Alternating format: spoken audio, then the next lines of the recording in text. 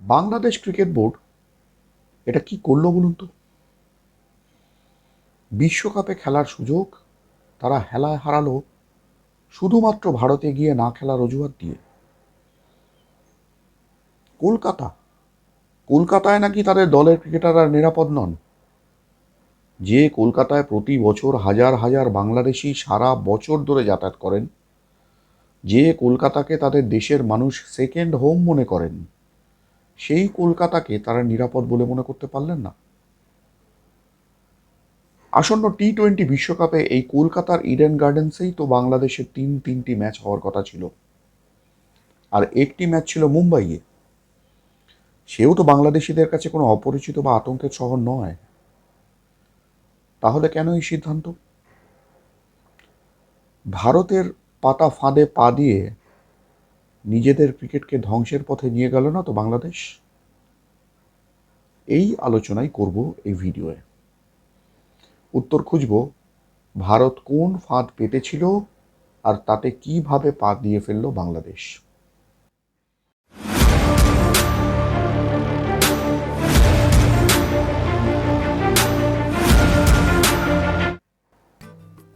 নমস্কার, আমি রাজীব ঘোষ, আপনাদের আরজি। প্রায় 20 বছরেরও বেশি সময় আনন্দবাজার পত্রিকা, সংবাদ প্রতিদিনের মতো সংবাদপত্রে ক্রীড়া সাংবাদিক হিসেবে কাজ করার অভিজ্ঞতাকে কাজে লাগিয়ে আপনাদের সামনে তুলে ধরার চেষ্টা করব এক নতুন আঙ্গিকের খবর, মূলত খেলার খবর, খেলোয়াড়দের খবর। আর আমার এই প্রচেষ্টা যদি আপনাদের ভালো লাগে তাহলে চ্যানেলটিকে সাবস্ক্রাইব, লাইক ও শেয়ার করতে ভুলবেন না কিন্তু। এবার ফিরে আসা যাক বাংলাদেশ প্রসঙ্গে। বাংলাদেশের অবস্থা এখন সেই বাচ্চাটার মতো, জানেন, যে নদীর ধারে তার পরিবারের পিকনিক করতে চায় না বলে ব্যাপক কান্নাকাটি জুড়ে দিয়েছে।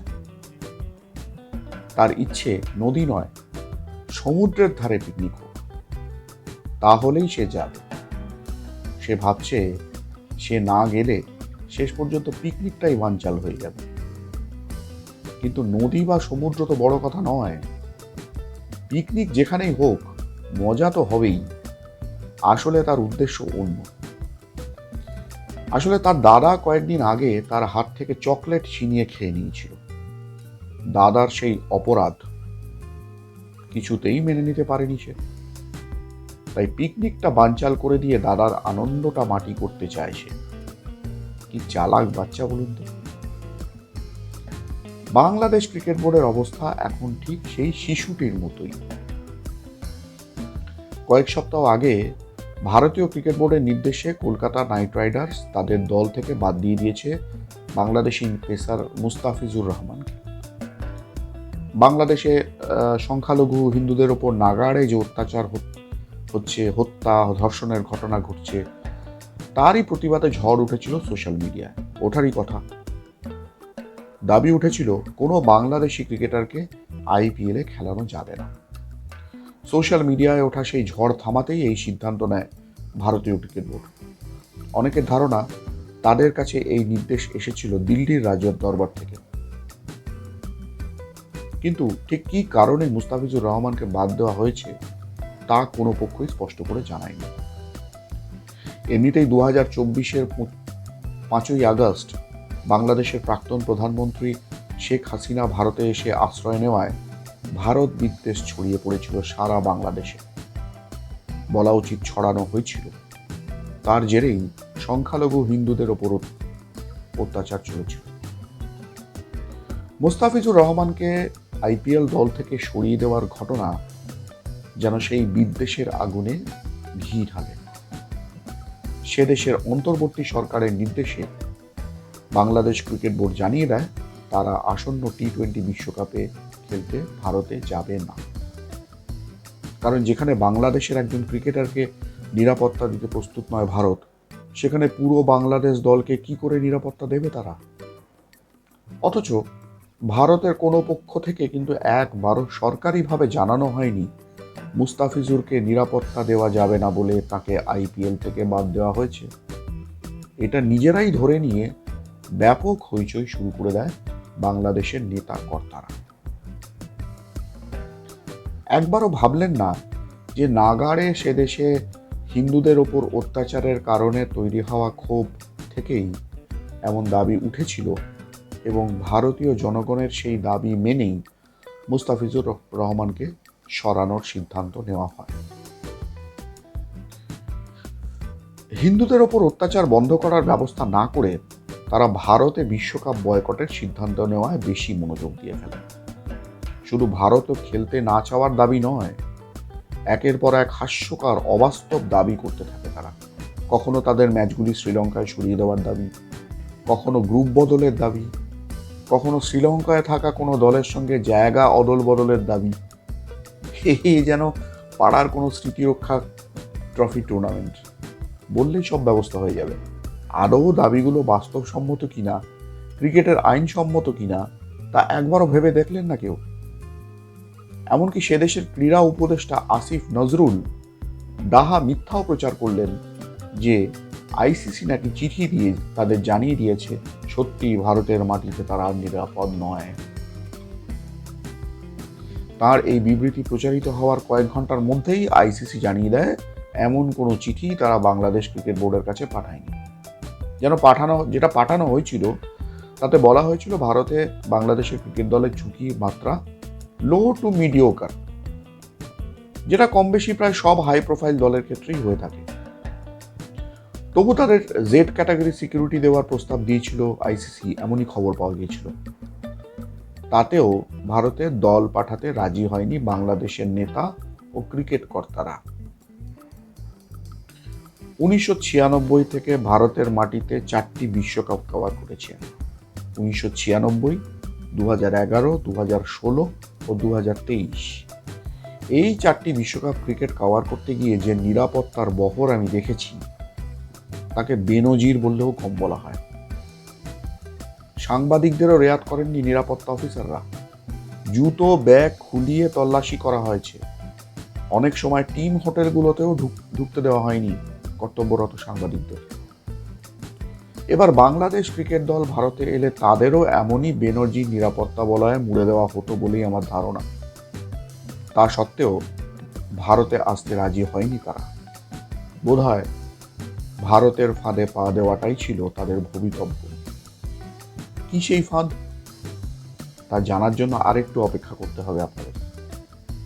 তার আগে বরঞ্চ শুনে নি 2003 বিশ্বকাপের সময় ক্রিকেট অ্যাসোসিয়েশন অফ বেঙ্গল বা সিএবির প্রেসিডেন্ট স্নেহাশিস গঙ্গোপাধ্যায়ের কথা, যিনি সেই বিশ্বকাপে নিরাপত্তা ব্যবস্থার বহর একেবারে কাছ থেকে দেখেছিলেন। কি বললেন তিনি, শুনে নেওয়া যাক।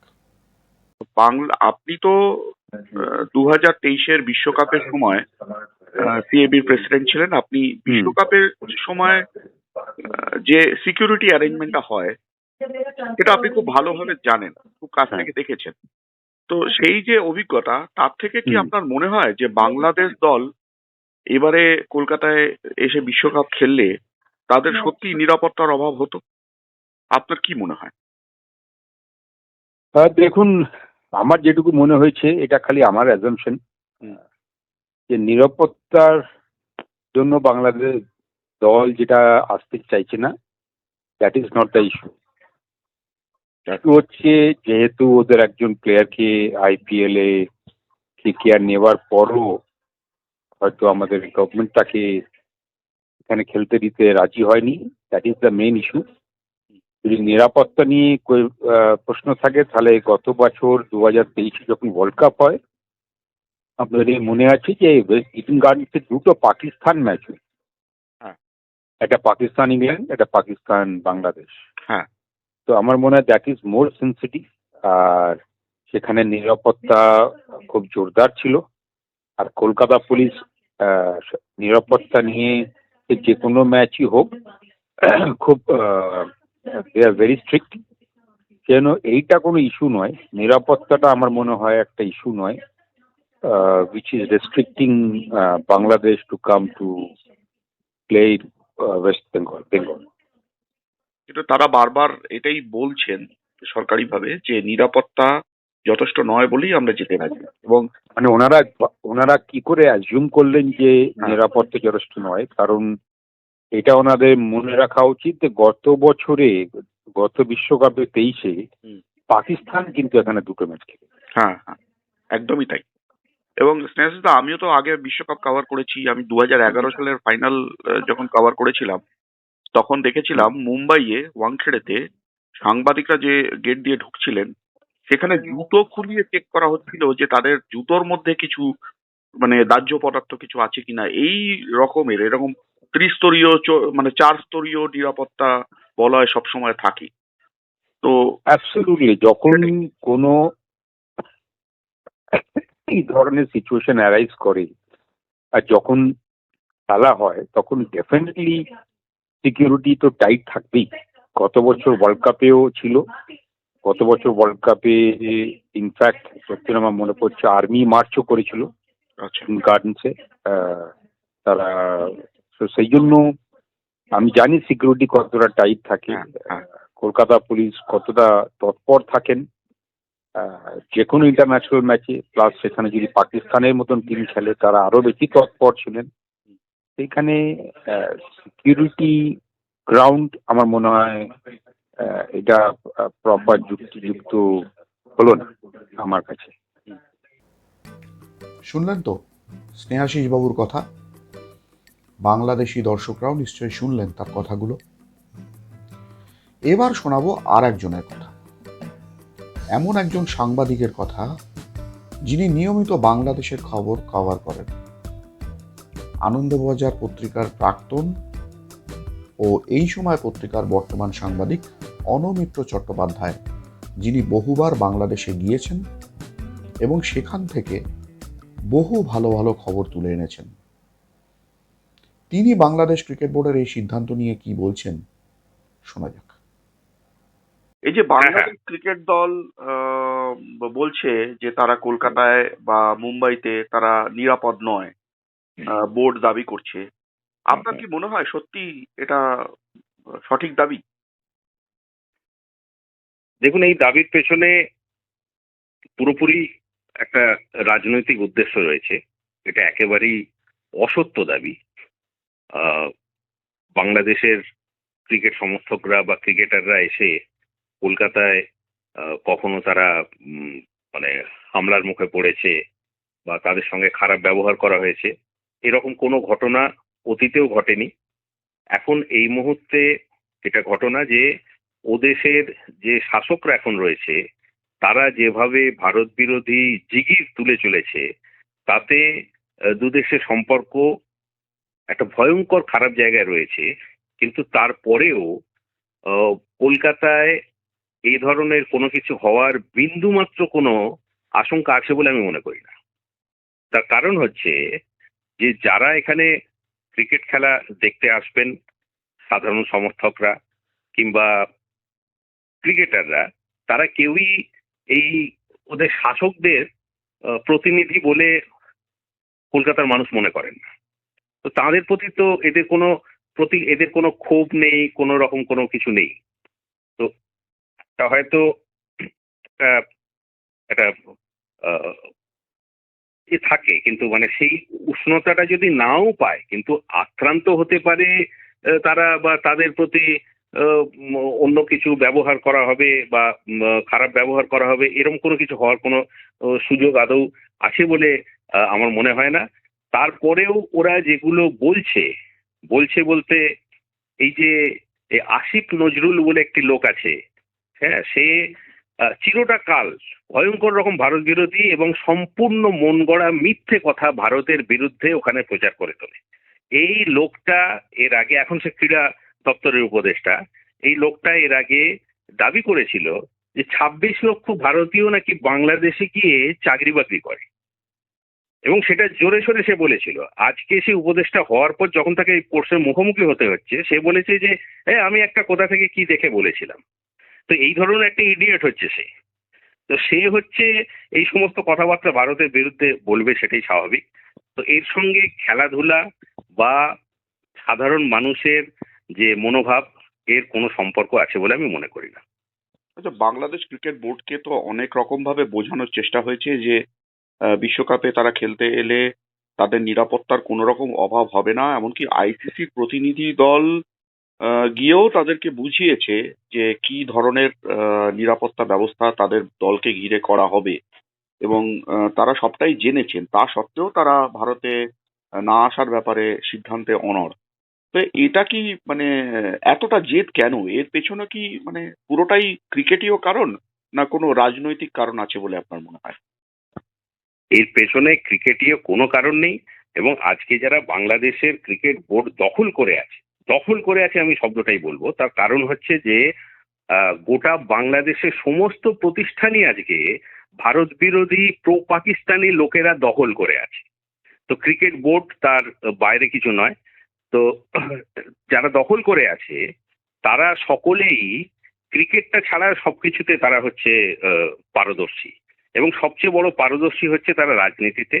এবং এরা যে মানে দুদেশের সম্পর্ককে তলানিতে নিয়ে যাওয়ার পেছনে সবচেয়ে বড় দায়ী হচ্ছে এরা, এবং ক্রিকেটটাকে এরা হাতিয়ার হিসেবে ব্যবহার করছে। এর সঙ্গে ক্রিকেটটা যে ভদ্রলোকের খেলা, ক্রিকেটের যে একটা মানে দুদেশের সৌহার্দ্যের যে একটা ব্যাপার আছে, এইসব তারা মাথায় রাখে না। এবং এরই ছাপ এই সাম্প্রতিক যে সমস্ত ব্যাপার চলছে, এবং ভারতের বিরুদ্ধে যে রেটরিক করা দিয়ে চলেছে, ভারতে বাংলাদেশের এরা গেলে নাকি মার খাবে, হ্যান ত্যান ইত্যাদি প্রভৃতি, এগুলো সম্পূর্ণ অবাস্তব মন গড়া কথা। এর সঙ্গে সাধারণ মানুষের বা এর কোনো সম্পর্ক নেই। সম্পূর্ণ অক্রিকেটীয় কারণে এইসব অভিযোগ তোলা হচ্ছে। শুনলেন তো কি বললেন অনমিত্রদা? সম্প্রতি আমি নিজেই সে এলাকায় গিয়েছিলাম যেখানে বাংলাদেশিরা কলকাতায় এসে সাধারণত থাকেন। Free School Street, Marquis Street, New Market অঞ্চলে বেশ কিছুক্ষণ ঘোরাফেরা করি আমি, এটাই জানার জন্য যে এখানে আসা বাংলাদেশিরা সত্যি নিজেদের নিরাপদ মনে করছেন কিনা, বা তারা আতঙ্কে দিন কাটাচ্ছেন কিনা, অথবা তাদের ওপর কোনো হামলা হয়েছে কিনা। কি জানতে পারলাম সেখানে, একবার দেখে নিন। আমি এসেছিলাম ফ্রি স্কুল স্ট্রিটে, যেখানে সাধারণত বাংলাদেশিরা এলে, কলকাতায় এলে তারা থাকেন। বিভিন্ন হোটেলগুলো দেখছেন আমার পেছনে। তো এখানে কয়েকজন বাংলাদেশিকে আমি জিজ্ঞেস করেছিলাম যে তারা সত্যি এখানে নিরাপদ আছেন কিনা। তারা সবাই কেউই বললেন না যে এখানে তারা নিরাপদ নেই, তাদের ওপর কোনো রকম সমস্যা হয়েছে, কোনো হামলা হয়েছে। কিন্তু কেউ ক্যামেরার সামনে কথা বলতে চাইলেন না। এটি হচ্ছে সবথেকে বড় সমস্যা। তারা কেউ জানতে দিতে চান না যে তারা এখানে এসেছেন, তারা এখানে কলকাতায় বসবাস করছেন, যে কারণেই হোক না কেন, তারা কেউ ক্যামেরার সামনে কোনো রকম কথা বলতে চান না। বুঝতেই পারছেন, এমনি কথা বলতে তারা রাজি, কিন্তু ক্যামেরার সামনে কথা বলতে রাজি নন। কারণ কি?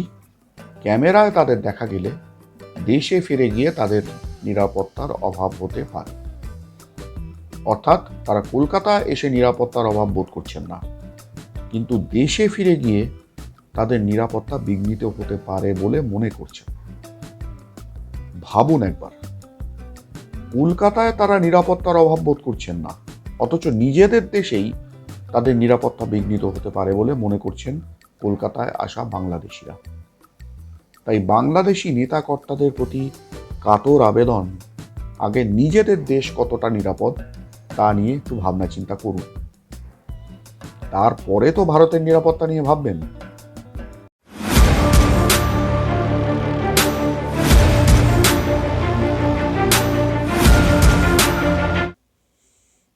সবশেষে আসি সেই বিষয়, ভারতের ফাঁদেই কি পা দিল বাংলাদেশ?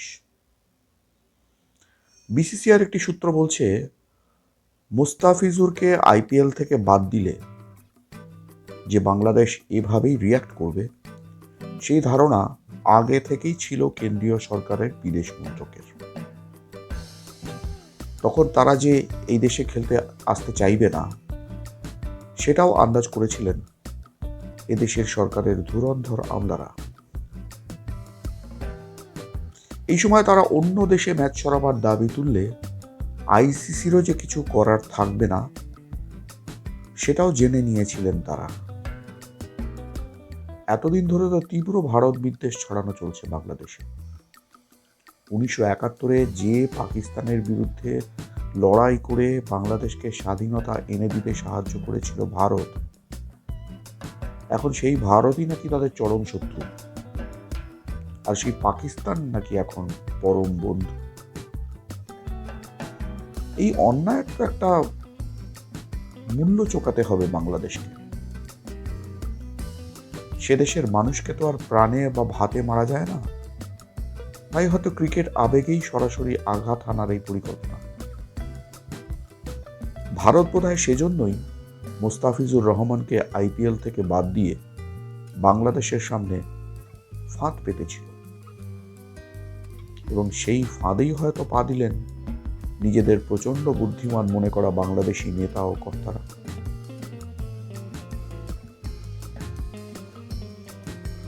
ভাবুন, বাবা প্র্যাকটিস করুন, কারণ এই বিশ্বকাপ থেকে অকারণে নাম তুলে নেওয়ার জন্য বাংলাদেশকে যে কি পরিমাণ ক্ষতির মুখোমুখি হতে হবে তা অকল্পনীয়।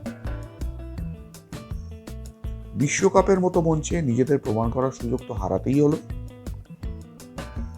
এমনকি আইসিসি তাদের নির্বাসনেও পাঠাতে পারে।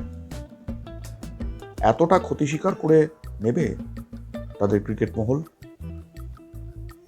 তাদের শিক্ষিত ও সচেতন ক্রিকেট প্রেমীরা মেনে নেবেন এই ঐতিহাসিক ভুল? সে দেশের ক্রিকেট মহলে বিদ্রোহের ঝড় ওঠা এখন কি শুধু সময়ের অপেক্ষা? আজ এ পর্যন্তই। পরবর্তী এপিসোডে আসব আমাদের দেশের ফুটবলের হাল হকিকত নিয়ে। আমাদের দেশে ফুটবল নিয়ে যা চলছে সেই প্রসঙ্গে আসবে।